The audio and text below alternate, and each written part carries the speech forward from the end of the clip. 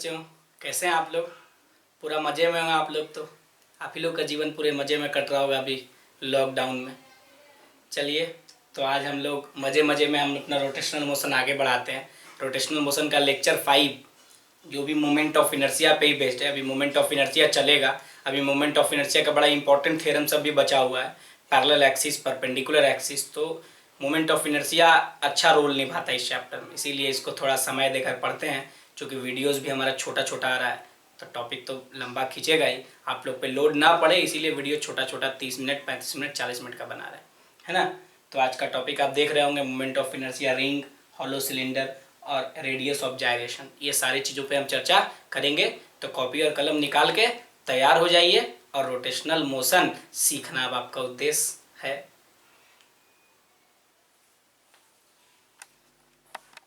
देखिए, तो हम बात करेंगे moment of inertia of ring. Ring का मोमेंट ऑफ इनर्शिया ये एक्चुअली में रॉड के पास ही बताते, लेकिन वहाँ पे छूट गया था इसीलिए यहाँ पे बता दे रहे हैं। उससे रिलेटेड सारा चीज़ यहाँ डिस्कस करा देंगे and then radius of gyration कराएंगे, ठीक है ना। तो देखिए, सबसे बड़ी बात यहाँ पे जब आप बात करिएगा किसका, रिंग का, तो क्या होगा, क्या है हमारा topic, moment of inertia of ring. Moment of inertia of ring, ring का मोमेंट ऑफ इनर्शिया, है ना। देखिए, तो रिंग का मोमेंट ऑफ इनर्शिया कैसे, बड़ा सिंपल है, ये कुछ है नहीं, ये तो कॉन्टिन्यूअस मास डिस्ट्रीब्यूशन ही है। लेकिन ये मान लीजिए रिंग है, ये क्या है आपका रिंग, ये इस तरीके का अगर रिंग आप देख रहे हैं यहाँ पे, है ना, ये रिंग है, रिंग का रेडियस r है और मास क्या है, कैपिटल M, और ये है आपका एक्सिस ऑफ रोटेशन। ऐसे बनाने का मतलब समझते हैं क्या होता है? ऐसे बनाने का मतलब होता है अंदर बाहर प्लेन के, मतलब ये सेंटर, इसके सेंटर के अबाउट पास करेगा परपेंडिकुलर टू द प्लेन। तो ये जो है आपका what is this, this is the AOR, मतलब एक्सिस ऑफ रोटेशन। देखिए, एक्सिस ऑफ रोटेशन क्या होता है, moment of inertia, I is equal to mass. क्या एक्सिस ऑफ रोटेशन से रिंग का सारा मास इसके सरकमफेरेंस पे लोकेटेड है, तो एक्सिस ऑफ रोटेशन से जो परपेंडिकुलर दूरी होगा वो क्या होगा, r ही होगा। तो सिंपल रिंग का मोमेंट ऑफ इनर्शिया क्या होगा, mr²। क्या, about an axis, about an axis, ये सब ध्यान रखिएगा जब आप पढ़िएगा ना पैरेलल एक्सिस थ्योरम तो वहां पे काम आएगा। About an axis passing through its centre, passing through its centre and perpendicular to its plane, and perpendicular to its plane, और इसके प्लेन के क्या होगा, वो परपेंडिकुलर होगा, है ना। तो simple I is equal to mr²। तो ये रिंग का हो गया, और रिंग का भाई ही है, समझ लीजिए रिंग का पड़ोसी है ये। क्या है ये, मोमेंट ऑफ इनर्शिया ऑफ क्या, hollow cylinder. Moment of inertia किसका, हॉलो सिलेंडर का, ठीक है। तो हॉलो सिलेंडर का मोमेंट ऑफ इनर्शिया क्या लिखेंगे आप भाई, तो हॉलो सिलेंडर क्या लिखिएगा, व्हाट इज हॉलो सिलेंडर, तो लिखेंगे जो आपका हॉलो सिलेंडर है ना, हॉलो मतलब समझते हैं ना, खोखला रहेगा अंदर से। तो हॉलो सिलेंडर कहने का मतलब ये है कि वैसा सिलेंडर हॉलो सिलेंडर है जिसके अंदर कोई कुछ नहीं है, जो भी है उसके आउटर एड्ज पर ही है। तो हॉलो सिलेंडर कैसे बन सकता है, कह सकते हैं this is a stack of ring, ये रिंग का स्टैक है, रिंग का स्टैक, यानी एक रिंग, उसके ऊपर दूसरा रिंग, उसके ऊपर तीसरा रिंग, उसके ऊपर चौथा रिंग। तो क्या इस तरह का स्ट्रक्चर बनेगा, आप इमेजिन करिए कि जो होगा आपका कुछ इस तरीके का स्ट्रक्चर बनेगा, है ना, कुछ इस तरीके का स्ट्रक्चर बनेगा, ये बात बनेगा ना भाई, एक रिंग, दो रिंग, ऐसे करके स्ट्रक्चर बनेगा। और एक्सिस ऑफ रोटेशन अगर उसके बीच से परपेंडिकुलर टू द प्लेन पास कर रहा है तो कहीं ना कहीं ये लाइन जो आप देख रहे हैं यही आपका एक्सिस ऑफ रोटेशन होगा। तो ये लाइन अगर एक्सिस ऑफ रोटेशन होगा तो इसके अबाउट कितना होगा मोमेंट ऑफ इनर्शिया। तो देखिए, m मास है और रेडियस r है, रेडियस कितना है आपका r और मास m है, तो सारा दूरी, सारा मास तो यहीं पे है आउटर एड्ज पे, तो r दूरी पे लोकेटेड है, तो इसका भी मोमेंट ऑफ इनर्शिया क्या होगा, जितना रिंग का होगा, mr², है ना, क्या होगा वो, mr²। तो ये सब आप ध्यान रखिएगा। तो बता दिया आपको, जो लॉजिक था वो लॉजिक से ही समझा दिया गया, विशेष दिमाग लगाने की जरूरत इसमें है नहीं, जहाँ पे दिमाग लगाने वाली बात होती है वहां पे बताते हैं। अब यहाँ पे है कि क्वेश्चन किस तरीके से आपसे पूछेगा, एक अच्छा क्वेश्चन यहाँ पे बनेगा, तो क्वेश्चन भी देखेंगे, पहले आप इसको नोट करिए।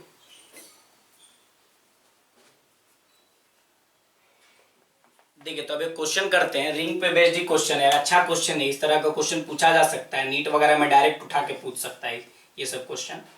मान लीजिए कि ये रिंग है ना, ये आपका एक कंप्लीट रिंग है, इस तरीके का एक कंप्लीट रिंग है आपका।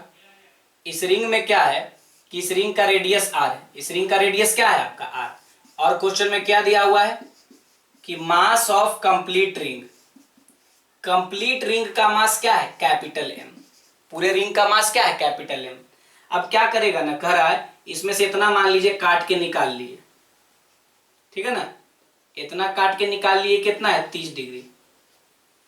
अब कह रहा है कि इस एक्सिस ऑफ रोटेशन के अबाउट, ये एक्सिस ऑफ रोटेशन है, ये रेडियस इसका आर बना दिया हम, इस एक्सिस ऑफ रोटेशन के अबाउट ये इनकम्प्लीट रिंग का मोमेंट ऑफ इनर्शिया क्या होगा। यानी सवाल पूछ रहा है moment of inertia of incomplete ring, है ना, moment of inertia of incomplete ring about given axis of rotation, about given axis of rotation, दिए गए एक्सिस ऑफ रोटेशन के अबाउट आपको मोमेंट ऑफ इनर्शिया बताना है। तो देखिए सबसे पहले तो आपको इनकम्प्लीट रिंग का मास पता हो जाएगा तो बन जाएगा, क्यों, क्योंकि एक्सिस ऑफ रोटेशन से सारा मास आर ही दूरी पे है, कहीं भी चुनिएगा तो आर ही दूरी पे होगा। तो हम लोग कह सकते हैं ना यहाँ पे सॉल्यूशन में कि हियर मोमेंट ऑफ इनर्शिया जो एक्सिस के अबाउट है एम आर स्क्वायर, तो एम डैश लगा देते हैं। एम डैश क्या है भाई, एम तो पूरा कंप्लीट रिंग का मास है, यहाँ तो इनकम्प्लीट रिंग है तो एम डैश लिखेंगे, तो ये मास ऑफ इनकम्प्लीट रिंग, बस यही आप पता कर दीजिए, आपका आंसर आ जाएगा। सबसे अच्छा तरीका मास ऑफ इनकम्प्लीट रिंग, तो कैसे पता करेंगे इनकम्प्लीट रिंग का मास, यूनिटरी मेथड, सिंपल, आपको सिंपल अप्रोच बताते कि आप यूनिटरी मेथड लगाइए। यूनिटरी मेथड क्या कह रहा है यहाँ पे, यूनिफॉर्म है, तो कहेंगे कि 2 पाई आर जब आर्क लेंथ था पूरा कंप्लीट, तो मास कितना था m, जब आर्क लेंथ यूनिट है तो क्या होगा m/2 पाई r, है ना।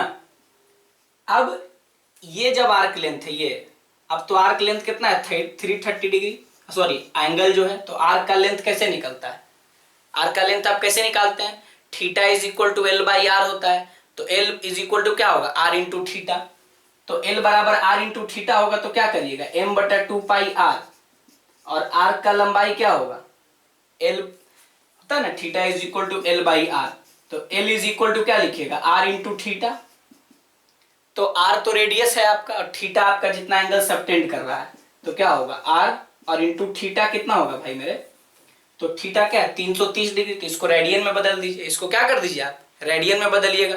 तो कैसे बदलते हैं रेडियन में, जानते हैं ना कि 180 डिग्री में कितना रेडियन होता है पाई रेडियन, तो 1 डिग्री में कितना रेडियन होगा पाई/180, तो अभी कितना एंगल सबटेंड हो रहा है बचा हुआ मास के कारण, तो 330 डिग्री, तो क्या लिखेगा आप पाई/180 और इंटू क्या 330, पाई/180 इंटू 330, तो यहां से आप लिखिएगा पाई/180 और इंटू 330, हो गया पाई/180 इंटू 330। अब मारपीट कर लीजिए इसके साथ, पाई से पाई कट गया, आर से आर कट गया, और ये 0 से 0 कट गया, और 3 से 11 बार में, और 3 से कितने बार में 6 बार में, तो क्या बचेगा आपका जो मास होगा यहाँ पे 11m/12, है ना, 11m/12, ये m डैश हो गया, जो इनकम्प्लीट रिंग का बात किए थे वो हो गया क्या m डैश, यही निकाल लिया। तो इसीलिए क्या लिखेगा moment of inertia is equal to 11m/12, ये m हो गया, और इंटू क्या आर स्क्वायर, यानी 11mr²/12, यही आपका आंसर है। कोई बहुत भारी सवाल नहीं था ये, इस तरह का क्वेश्चन नीट वगैरह में पूछा जा सकता है, कम समय में 1 मिनट से कम समय में आप इसको बना सकते हैं। हम तो चूंकि समझा के बना रहे थे, आप इसको प्रैक्टिस करने के बाद बहुत ही कम समय में बना सकते हैं, और सबसे सिंपलेस्ट अप्रोच से आपको बता दिया गया, ठीक है ना। तो अब इसको नोट करिए, फिर हम लोग आगे बढ़ेंगे।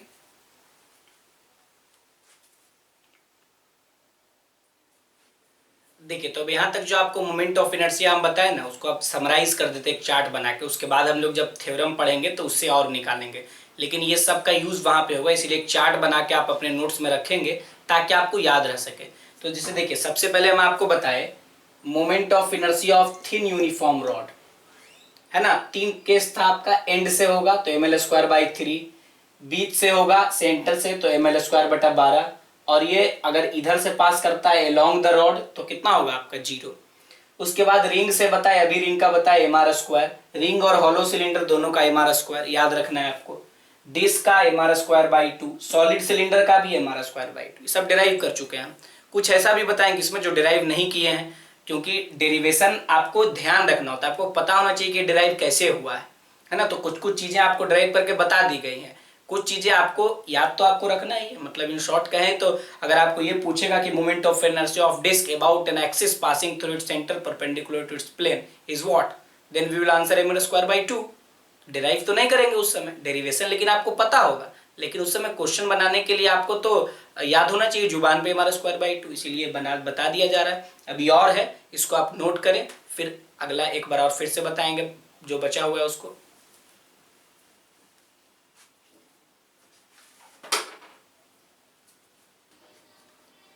देखिए, तो अब जो बच गया था वो सब कर देते हैं। इसमें कुछ वो भी है जिसको डिराइव नहीं किए हैं, वो आप ऐसे भी उससे काम चला सकते हैं। जैसे रेक्टेंगुलर प्लेट का आपको हम बता चुके, इस एक्सिस के अबाउट अगर आपको निकालना है तो मास टोटल m है, और अगर ऐसे जा रहे हैं तो mb स्क्वायर बटा 3, अगर इस एक्सिस के अबाउट जा रहे हैं तो ये नीचे आएंगे a, ma क्या हो जाएगा, ये ma स्क्वायर बाई 3, बीच से जाएगा, अगर a को कट करके जाएगा तो ma स्क्वायर बटा 12, b को कट करके पास करेगा बीच से तो mb स्क्वायर बटा 12, है ना, ये हो गया। आगे ट्रायंगुलर प्लेट का भी डिराइव किए, h हाइट का ट्रायंगुलर प्लेट है तो इस एक्सिस के अबाउट ये बेस के अबाउट क्या है, mh स्क्वायर बाई 6। फिर सॉलिड स्फीयर का याद रखिएगा, सॉलिड स्फीयर मतलब क्या होगा, सॉलिड मतलब वो अंदर से जो होगा वो इस तरीके से पूरा भरा हुआ होगा, ये सॉलिड स्फीयर है, अंदर से पूरा क्या है, भरा हुआ है, तो ये सॉलिड स्फीयर, इसका क्या हो जाएगा मोमेंट ऑफ इनर्शिया इसके सेंटर वाले एक्सिस के about 2/5 M R square. Hollow sphere है, बीच से खाली होगा, है ना, तो खाली होगा तो क्या होगा 2/3 एम आर स्क्वायर। उसी तरीके से हॉलो कोन है, उसी तरीके से क्या है आपका हॉलो कोन, तो हॉलो कोन में क्या है आपका, हॉलो कोन में आपका बीच से पास करेगा तो एम आर स्क्वायर बाई 2, और सॉलिड कोन में होगा क्या, सॉलिड मतलब ये पूरा आपका भरा हुआ होगा इस तरीके से, है ना, तो 3/10 एम आर स्क्वायर। अब देखिए ये आप दो नया चीज देखे हैं, अब इसको थोड़ा विजुअलाइज कराने का समय, इसको विजुअलाइज कैसे कराया जाए, तो इसको विजुअलाइज करने के लिए आप तैयार हो जाइए कि सॉलिड स्फीयर और क्या हॉलो स्फीयर, ये दोनों में से कैसे निकलेगा मोमेंट ऑफ इनर्शिया, ठीक है ना। तो देखिए, तो क्या है ना, हम आपको दो दिखा रहे हैं, ये देखिए, ये जो आप देख रहे हैं ना, ये आपका हॉलो स्फीयर है और ये सॉलिड। अब आप दोनों आपको देखने से एक जैसा ही लग रहा है, लेकिन अगर आप इसको देखेगा तो ये हॉलो है, या ऐसे देखिए, इसको अंदर से दबाएंगे, देखिए चपटा हो गया ना, देखिए ऐसे, है ना, ये चपटा, ये अंदर से खाली है, इसीलिए इसके साथ ये घटना घटा है। लेकिन ये आपका क्या है, सॉलिड है। सॉलिड करने का मतलब क्या है, इसको आप दबाएंगे तो कुछ नहीं होगा, तो ये सॉलिड स्फीयर है ना, अंदर पूरा मास है, इसको आप दबा नहीं सकते, अंदर से ये खाली नहीं, भरा हुआ है, पूरे वॉल्यूम में मास है इसके। तो ये जो आप देख रहे हैं यहाँ पे कि ये हॉलो स्फीयर और ये सॉलिड स्फीयर, तो एक्सिस ऑफ रोटेशन जो, जैसे कि आप हॉलो स्फीयर की बात करते हो तो ये एक्सिस ऑफ रोटेशन है, देखिए ना, ये इस एक्सिस के अबाउट ये क्या होगा इस तरीके से, ये भी तो फ्री टू रोटेट अगर बनाएंगे इसको, तो इसके अबाउट अगर ये ऐसे रोटेट करता है ना, इस तरीके से, तो मोमेंट ऑफ इनर्शिया इस एक्सिस के अबाउट क्या है 2/3 एम आर स्क्वायर। और ये वही है, बस अंतर वही है, ये हम आपको अलग अलग दिखाए, एक्सिस ऑफ रोटेशन वही है, खाली ये सॉलिड स्फीयर है, ये अपने इस एक्सिस के अबाउट अगर घूमता है ऐसे, है ना, इस तरीके से, तो मोमेंट ऑफ इनर्शिया क्या होगा आपका, मोमेंट ऑफ इनर्शिया आपका होगा सॉलिड स्फीयर में इस एक्सिस के अबाउट 2/5 एम आर स्क्वायर, ये इसके सेंटर से होकर पास कर रहा हो, है ना। तो ये आप ध्यान रखिएगा, हॉलो स्फीयर और क्या सॉलिड स्फीयर, हॉलो स्फीयर के लिए 2/3 एम आर स्क्वायर और सॉलिड के लिए 2/5 एम आर स्क्वायर, ठीक है ना। तो अब आप इसको नोट कर लीजिए।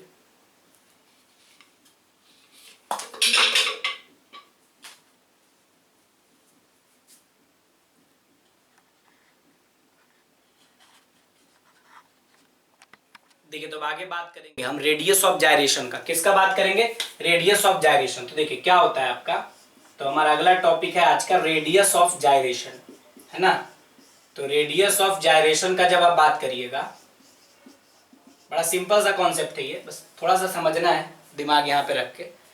होता क्या है कि जैसे मान लीजिए कि आप ले लीजिए ये सॉलिड स्फीयर, एग्जाम्पल के तौर पे आप क्या ले लिए सॉलिड स्फीयर, है ना। तो ये जो आप सॉलिड स्फीयर लिए हैं, this is a solid sphere, example में हम लोग जो ले रहे हैं, पहले आपको एग्जाम्पल से समझा देते हैं, फिर आपको हम बता देंगे ये इसका जनरल चीज। तो ये सॉलिड स्फीयर है, तो सॉलिड स्फीयर का इस एक्सिस के अबाउट मोमेंट ऑफ इनर्शिया क्या होता है 2/5 mr²। अभी देखें हम, है ना, ये इसका सेंटर है। अब कहना यह है कि इस एक्सिस ऑफ रोटेशन से कितना दूरी पे, मान लीजिए वो दूरी x है, कितना दूरी पे एक मास हम रखें। अगर हम x दूरी पे एक मास रख दिए, है ना, यहाँ पे कहीं पे भी रख सकते हैं, एक्सिस ऑफ रोटेशन से x परपेंडिकुलर दूरी पे एक मास रखे जो उतना ही है जितना इस स्फीयर का मास है। इस स्फीयर का मास क्या है, कैपिटल M, उतना ही है। तो एक्सिस ऑफ रोटेशन से कितने दूरी पे रखेंगे ताकि इस एक्सिस ऑफ रोटेशन के अबाउट इस मास का जो मोमेंट ऑफ इनर्शिया है वो उतना ही हो जितना कि ये पूरे स्फीयर का है। तो इस पूरे स्फीयर का मोमेंट ऑफ इनर्शिया क्या है 2/5 mr², है ना। सॉलिड स्फीयर है ये, कैसा स्फीयर है आपका, सॉलिड स्फीयर, 2/5 mr²। तो इतना ही मोमेंट ऑफ इनर्शिया इस मास का, m मास का, जिसका मास बिल्कुल स्फीयर के बराबर है ना, इस मास का मोमेंट ऑफ इनर्शिया इस एक्सिस ऑफ रोटेशन के अबाउट कितना दूरी पर इसी के बराबर हो जाएगा। तो अगर एक point mass axis of rotation से x दूरी पर, तो उसका मोमेंट ऑफ इनर्शिया क्या लिखते हैं हम, mx²। क्या लिखते हैं, mx²। तो m से m कट जाएगा, m से m क्या हो जाएगा, कट जाएगा। तो आप क्या लिख दीजिएगा, यहां से लिखिएगा ना x² इज इक्वल टू लिखिएगा 2/5 × r²। तो यहां से x का वैल्यू क्या हो जाएगा, √2/5 और इंटू क्या, r। आ गया ना। यही जो दूरी है यही रेडियस ऑफ जाइरेशन है। यही क्या है आपका, रेडियस ऑफ जाइरेशन।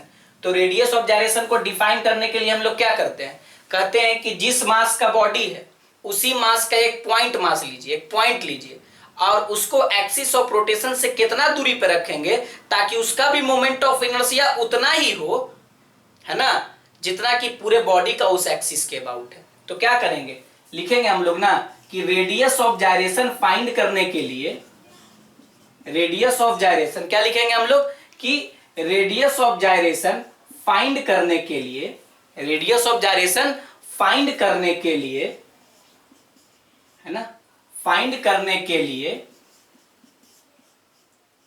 जितना मास बॉडी का है, जितना मास कंप्लीट बॉडी का है, जितना मास कंप्लीट बॉडी का है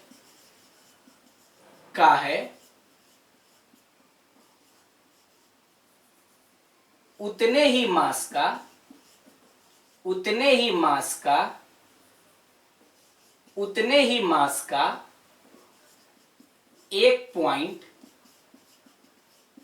एक्सिस ऑफ रोटेशन से कितने दूरी पे रखेंगे, कितने दूरी पर रखें, कितने दूरी पर रखें, है ना, ताकि उसका भी मोमेंट ऑफ इनर्शिया, उसका भी मोमेंट ऑफ इनर्शिया उतना ही हो, उतना ही हो, उतना ही हो जितना कि बॉडी का है, जितना कि बॉडी का है, बॉडी का है उस एक्सिस ऑफ रोटेशन के अबाउट, उस एक्सिस ऑफ रोटेशन के अबाउट। शुद्ध हिंदी में लिख दिए हैं, नहीं तो अच्छे अच्छे लोग इसका डिफिनीशन नहीं समझ पाते हैं। नहीं तो सबसे अच्छा समझिए कि जो बॉडी है उसको मोड़ के एक पॉइंट मास बना दीजिए, उसको मोड़ के क्या कर दीजिए, एक पॉइंट मास बना दीजिए और उसको एक्सिस ऑफ रोटेशन से, इसी एक्सिस ऑफ रोटेशन से मान लीजिए इसको एक पॉइंट मास बना यहाँ पे रख दिए, तो कितने दूरी पे रखें ताकि इसका भी मोमेंट ऑफ इनर्शिया उतना ही हो जितना कि बॉडी का है about the same axis of rotation. जैसे अगर आप एक और एग्जांपल लेते हैं हॉलो स्फीयर वाला, किसका एग्जांपल लेते हैं, हॉलो स्फीयर का। तो हॉलो स्फीयर का एग्जांपल लीजिएगा तो क्या कहिएगा, हॉलो स्फीयर में ये जो मोमेंट ऑफ इनर्शिया होता है, ये जो एक्सिस आप देख रहे हैं इसके अबाउट कितना होता है 2/3 mr²।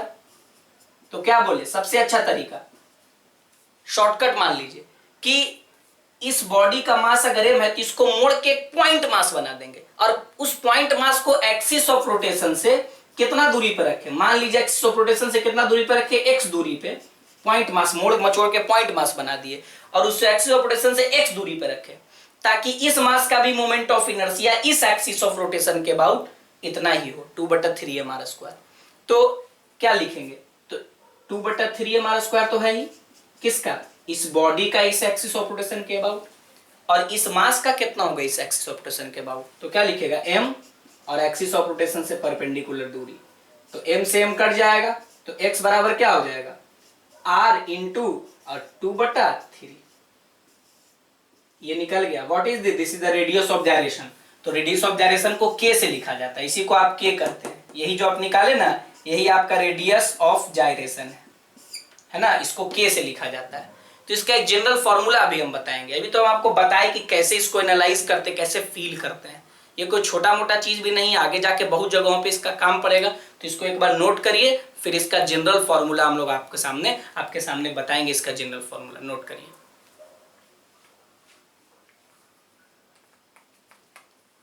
देखिए तो कैसे अब निकालेंगे मोमेंट ऑफ इनर्शिया का जो जनरल फॉर्मूला, जैसे मान लीजिए ये रिंग है ना, क्या बोले, रिंग में इस एक्सिस ऑफ रोटेशन के अबाउट मोमेंट ऑफ इनर्शिया होता है एम आर स्क्वायर, आप इसको मान लीजिए कि आई है ना, जो भी होता होगा एम आर स्क्वायर, ये जो भी मान लीजिए आई है, आई बराबर एम आर स्क्वायर होता है, इस रिंग का मास m है, रेडियस r है, तो ये रिंग का जितना मास है इसको मोड़ के एक पॉइंट मास बना देंगे, और एक्सिस ऑफ रोटेशन से अगर हम k दूरी पर रखते हैं, k he radius of gyration है इस मास को, तो इस एक्सिस ऑफ रोटेशन के अबाउट इसका मोमेंट ऑफ इनर्शिया क्या होगा, तो mk स्क्वायर होगा ना भाई, यानी इस एक्सिस ऑफ रोटेशन के अबाउट बॉडी का मोमेंट ऑफ इनर्शिया i, और इस बॉडी के करस्पॉन्डिंग जो पॉइंट मास बना है उसका इस एक्सिस ऑफ रोटेशन के about moment of inertia k दूरी पे mk स्क्वायर है।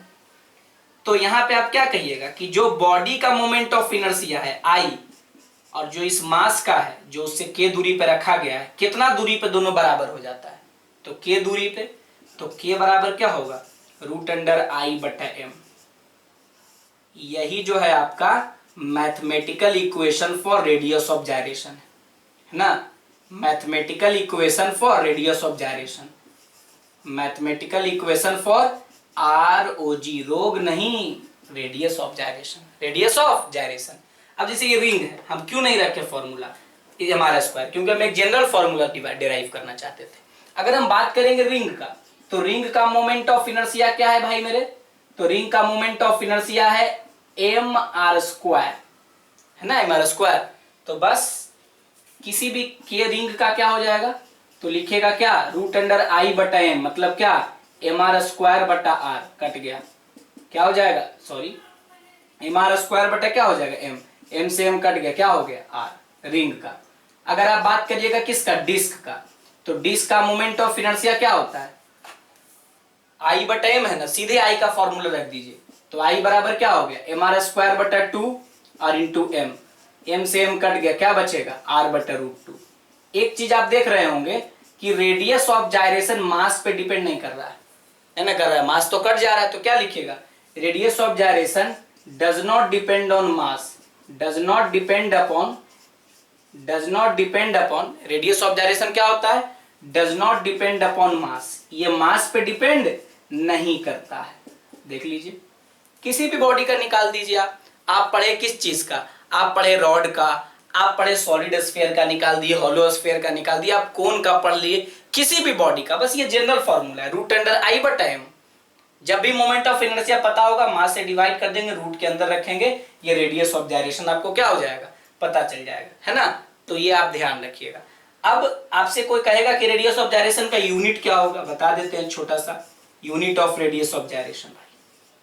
तो क्या यूनिट होगा बताइए, तो ये इसका हो गया मोमेंट ऑफ इनर्शिया है ये, तो क्या हो जाएगा kg मीटर स्क्वायर, सिंपल है, दूरी है ना kg मीटर स्क्वायर, और बटा क्या नीचे मास है, तो मास है तो क्या होगा kg, मास है तो क्या होगा kg, kg से kg कट गया √m स्क्वायर मीटर। अब आप कहिएगा ये काम आप क्यों किए भाई, क्योंकि हम जानते हैं ना कि ये तो दूरी ही है, तो हर हाल में वो मीटर में ही आएगा, डायमेंशनली भी हम फॉर्मूला चेक कर लिए। तो अगर आपसे कोई पूछे कि रेडियस ऑफ जाइरेशन क्या है, तो कहेंगे रेडियस ऑफ जाइरेशन वो डिस्टेंस है किसी भी बॉडी के एक्सिस ऑफ रोटेशन से, जिस डिस्टेंस पे उतने ही पॉइंट मास का मोमेंट ऑफ इनर्शिया वही हो जो बॉडी का है उसी एक्सिस ऑफ रोटेशन के अबाउट, है ना।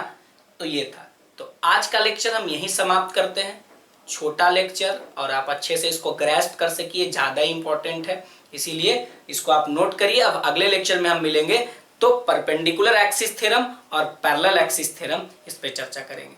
ठीक है, धन्यवाद।